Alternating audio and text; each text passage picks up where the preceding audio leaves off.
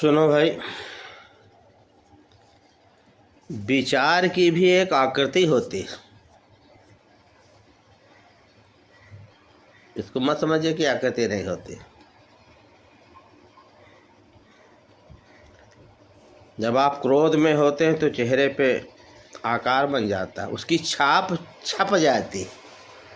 जब प्रेम में होते हैं तो उसकी छाप भी छप जाती। जब कंजूसी प्रकृति आप दिखाते हैं तो लगता है कि अंदर से कोई चीज़ सिकुड़ गई। जब दानी कहते तो अंदर कोई चीज़ फैलता है।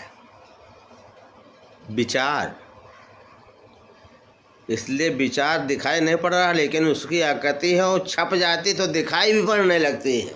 इसी शरीर पे इतना बड़ा महत्व है विचार का। जब प्रेम करते हैं, बोले भले ना, लेकिन आपके चेहरा से बता देगा। कहते नहीं, कोई और बोलता है तेरी ज़बान से।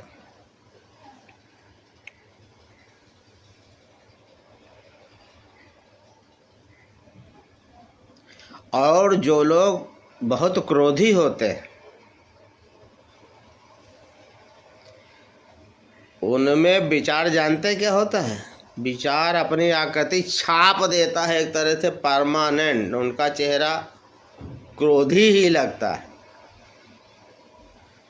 तो कितना ही सुंदर हो। अपने को तो दिखाई नहीं पड़ेगा, लेकिन जो भी दूसरा देखेगा वो समझ जाएगा क्रोधी है।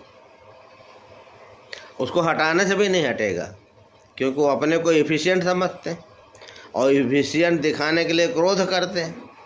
तो जब एफिशिएंट दिखाने की क्रोध करें तो विचारवा की परतें जमती जाएंगी ना शरीरवा पे।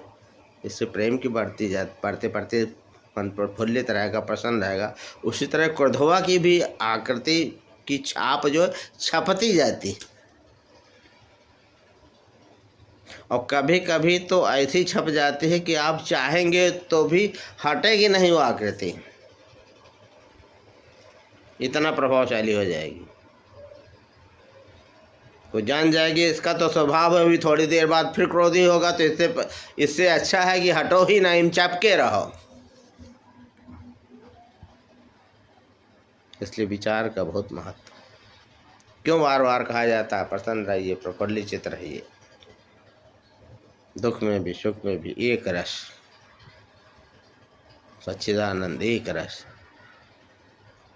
इसलिए ऐसा मत समझिए कि विचार आकृति विहीन है। विचार की भी आकृति है। विचार को तो आप नहीं